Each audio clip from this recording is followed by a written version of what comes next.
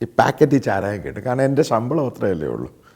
അപ്പം ഞാനപ്പോൾ ഈ സൈക്കിൾ റിക്ഷക്കാരുടെ കൂടെ ഇരുന്ന് അവിടെ ഇരുന്ന് ഈ ചാരായമൊക്കെ മേടിച്ച് ഇതിനകത്ത് ഒഴിച്ച് വെള്ളം ഒഴിച്ച് അപ്പോൾ എനിക്ക് സ്ഥിരമായിട്ട് ഇത് തരുന്ന ഒരാളുണ്ട്.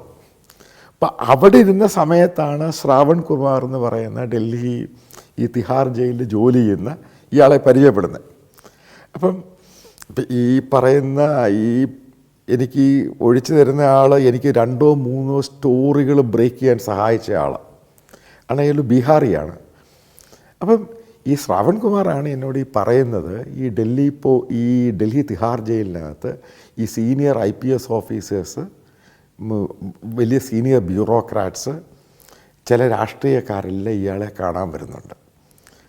ഈ പറയുന്ന മസൂദ് അസറിനെ ചില സന്ദർഭങ്ങളിലൊക്കെ ഇയാളെ കാണാനായിട്ട് ജമ്മുവിലും പോകുന്നു. എന്തിനാ ഇദ്ദേഹത്തെ ഡൽഹി കൊണ്ടുവന്നത് വളരെ രഹസ്യമായിട്ടാണ്.